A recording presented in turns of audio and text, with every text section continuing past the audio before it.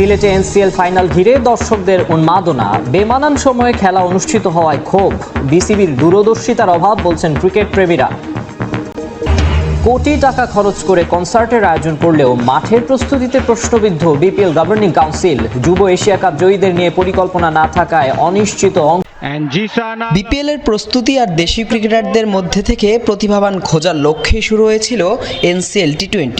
প্রায় এক যুগ পর আবারও চালু হওয়া এই টুর্নামেন্টের পর্দা নামতে বাকি মোটে একটা ফাইনাল। এরই মধ্যেই এবার অনেকেই নজর কেড়েছেন দারুণ সব পারফরমেন্সে। তরুণদের মধ্যেই তালিকায় আছেন বেশ কয়েকজন। জিসান আলম, হাবিবুর রহমান সোহান, রাকিবুল হাসান, আকবর আলী, আলিসাল ইসলামরা, তেমনি অভিজ্ঞ আলাউদ্দিন বাবু, নাইম শেখ, নুরুল হাসান সোহানরাও মঞ্চ মাতিয়েছেন। 7 ম্যাচে 40 গড় আর প্রায় 158 স্ট্রাইক রেটে 281 রান করেছেন সিলেটের জিসান আলম। দল বাদ পড়লেও টুর্নামেন্টের দ্বিতীয় সর্বোচ্চ রান সংগ্রাহক, আসরে প্রথম সেঞ্চুরি করা এই তরুণ প্রতিভা। 37 গড় আর 160 স্ট্রাইক রেটে 259 রান করা হাবিবুর রহমান সোহানের নামও ছিল বেশ আলোচনায়। রাজশাহীর দুর্দশায় ও ব্যাট হাতে হার্ড হিটিংয়ে লাইমলাইটেই ছিলেন সোহান। মিডল অর্ডারে আকবরের ব্যাটে যেমন আছে 200-র বেশি রান, তেমনি দলকে ফাইনালে তোলায় তার নেতৃত্বগুণ নজর কেড়েছে অনেকেরই। তবে জুনিয়রদের মাঝে বোলিংয়ে সবচেয়ে ছন্দে থাকা জুটি আলিস ও রাকিবুল। ঢাকা মেট্রোর এই দুই স্পিনার 6-এরও কম ইকোনমিতে আলিস 12 ও রাকিবুল নিয়েছেন 14 উইকেট।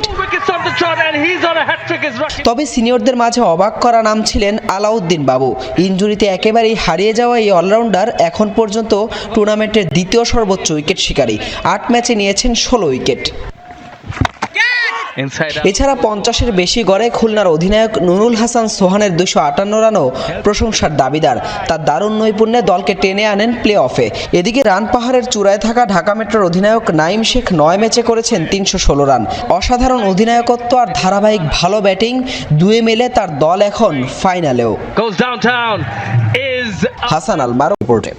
উপমহাদেশের প্রখ্যাত শিল্পী রাহাত ফতে আলী খানের কনসার্ট দিয়ে শুরু হলো বিপিএল মিউজিক ফেস্ট। ভক্তরা মন ভরে উপভোগ করলেন বিপিএল কনসার্ট। সবার প্রত্যাশা, মাঠের বাইরে এমন আয়োজনের সঙ্গে মাঠের ক্রিকেটেও নজর কাটবেন ক্রিকেটাররা। অনেকে কনসার্ট উপভোগ করতে গিয়ে হয়েছেন বিড়ম্বনার শিকারও। হোম অফ ক্রিকেটে ভিন্ন আমেজ। কনসার্ট এর আগেও হয়েছে, পরিবর্তিত বাংলাদেশে আয়োজনটা একটু আলাদা। বিপিএলকে ঘিরে উন্মাদনা ছড়িয়ে পড়েছে গোটা বাংলাদেশে। আনুষ্ঠানিক শুরুটা ঢাকায় মিউজিক ফেস্ট দিয়ে। উপমহাদেশের প্রখ্যাত সঙ্গীত শিল্পী রাহাত ফতে আলী খান মাতাবেন মঞ্চ। উচ্ছ্বাসের কমতি নেই ভক্তদের মাঝে। দুপুর থেকেই মিরপুরের শেরি বাংলায় ভিড় জমে ক্রিকেট আর সঙ্গীত প্রেমীদের। দুপুর 2:30 থেকে কথা থাকলেও কিছুটা পরে খোলা হয় গেট। সারিবদ্ধ হয়ে একে একে ভেতরে প্রবেশ করেন ভক্তরা। এমন আয়োজনে মুগ্ধতা ঝরল দর্শকদের কণ্ঠে। এর মধ্য দিয়ে বিপিএলও এগিয়ে যাবে কাঙ্ক্ষিত লক্ষ্যে। অনেকদিন পর আমরা এরকম একটা কিছু দেখলাম। দেশের ভিতরে তো স্বাভাবিক এইরকম চিত্র দেখা যায়নি অনেকদিন। আশা করতেছি আমরা এখন যে বাইরে উন্মাদনের কনসার্টকে ঘিরে আছে, বিপিএলকে নিয়েও ঠিক সেমনই থাকবে। মাইলস, তারপর ডাফা, অ্যাভয়েড ডাফা, এনাদের গান শোনার জন্য আমি প্রচণ্ড এক্সাইটেড। বিগত বছরগুলোতে যেভাবে আয়োজন করা হচ্ছে, এবার এর চেয়ে হয়তো জমকালো আয়োজন হবে। এখন যেহেতু নতুন দিন, বাংলাদেশি শিল্পীরা মঞ্চ মাতান। রাত 9টায় মঞ্চে ওঠেন উপমহাদেশের প্রখ্যাত সঙ্গীত শিল্পী রাহাত ফতে আলী খান। হোম অফ ক্রিকেটে আওয়াজ ওঠে লাগে ফরিয়াদ। এটা একটা পাকিস্তানি ওএসটি, অনেক ভালো লাগে আমার। মেরে রাশকে কামার যে সংটা, ওটা প্রথম বাংলাদেশি হিসেবে ইংলিশ প্রিমিয়ার লিগে খেলার ইতিহাসে এখন থেকে লেখা থাকবে হামজার নাম। অবশ্য ওজের কাছে ম্যাচটা 3-0 হারলেও হামজার পারফরমেন্স ছিল টপ নচ। বদলি হিসেবে ম্যাচের দ্বিতীয়ার্ধে নেমে পাস অ্যাকুরেসি ছিল শতভাগ। হামজা মাঠে থাকাকালীন লেস্টার সিটি গোল হজম তো করেনি, বরং বিগ চান্স ক্রিয়েট করেছিল একটা। মেহেদী নাইম প্রথমার্ধেই ঘরের মাঠ কিং পাওয়ার স্টেডিয়ামে উলভসের কাছে 3-0 গোলে পিছিয়ে বিধ্বস্ত লেস্টার সিটি।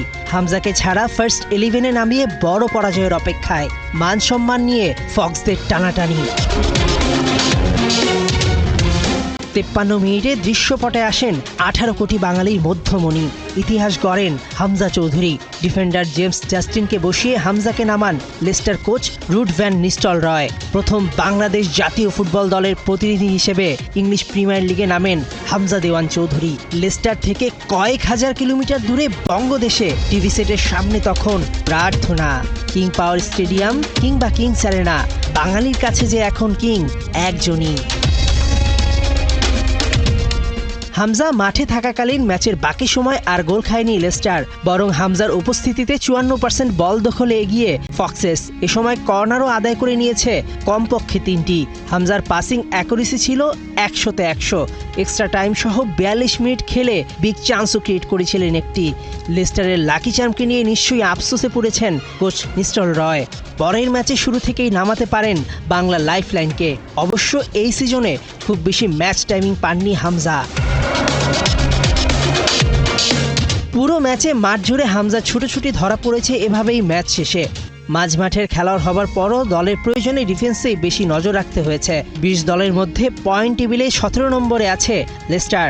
2016 সালের চ্যাম্পিয়নদের এবছর আছে আর মাত্র 2 match. 27 December table topper Liverpool আর 29 ডিসেম্বর ওদের প্রতিপক্ষ। নারীদের প্রথম শ্রেণীর ক্রিকেট শুরুর তৃতীয় দিনেই ইতিহাস গড়েছেন নিগার সুলতানা জ্যোতি। বাংলাদেশ ক্রিকেট লিগের প্রথম সেঞ্চুরিয়ান টাইগ্রেস অধিনায়ক। অবশ্য একই দিনে আরও এক শতকের দেখা পেয়েছেন প্রতিপক্ষ নর্থ জোনের ফারজানা হক পিঙ্কি। এতে করে ড্র হয়েছে মধ্যাঞ্চল ও উত্তরাঞ্চলের ম্যাচ। তবে রাজশাহীতে অন্য ম্যাচে পূর্বাঞ্চলকে 10 উইকেটে হারিয়েছে দক্ষিণাঞ্চল। টেস্ট স্ট্যাটাস পাওয়ার 4 বছর পেরিয়ে গেলেও ম্যাচ খেলতে পারেনি বাংলাদেশ নারী দল। পারবেই বা কিভাবে? প্রথম শ্রেণীর ক্রিকেট খেলার সুযোগই ছিল না মেয়েদের। দেরিতে হলেও প্রথমবার শুরু হয়েছে লঙ্গার ভার্সন টুর্নামেন্ট।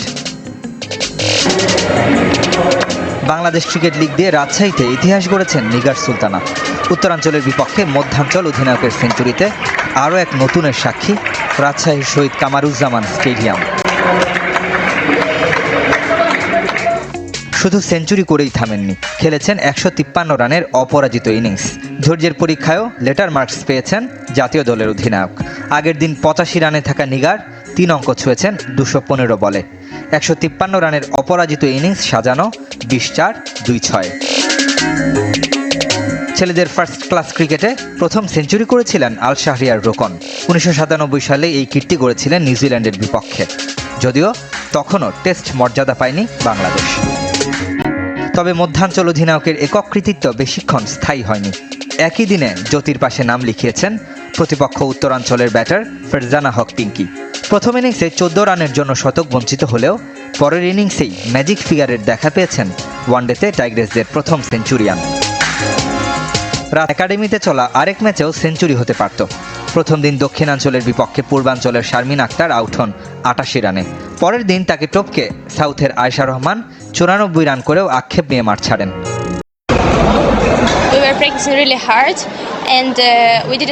গেল কয়েক বছর দেশে যুদ্ধ চলছে, সেখানে অনুশীলন করতে পারছি না। থাকছি অন্য দেশে, যেখানে অনুশীলন করছি।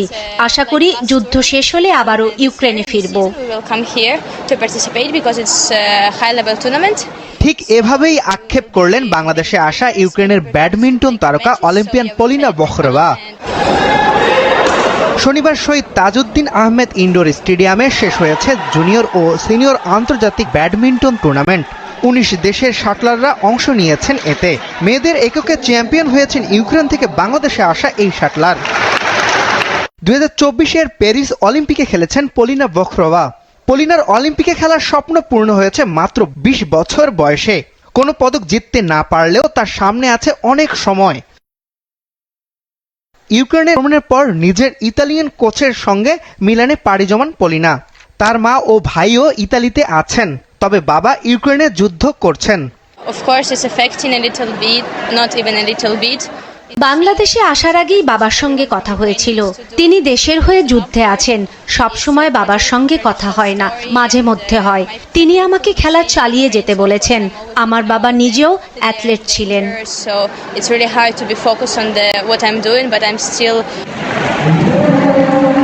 নিজ দেশে 2021 সাল থেকে 2023 সাল পর্যন্ত একক ও মিশ্রতে চ্যাম্পিয়ন হয়েছে পলিনা বখরোভা। এছাড়াও ইউরোপিয়ান চ্যাম্পিয়নশিপে 2020 সালে মেয়েদের ডাবলস ও 2022 সালে মিক্সড ইভেন্টে ব্রোঞ্জ পদক রয়েছে তার। বছরের শেষ মাসে আমার একটি টুর্নামেন্ট খেলা প্রয়োজন ছিল। বাংলাদেশে খেলে নিজের র্যাঙ্কিংয়ের উন্নতি করেছি।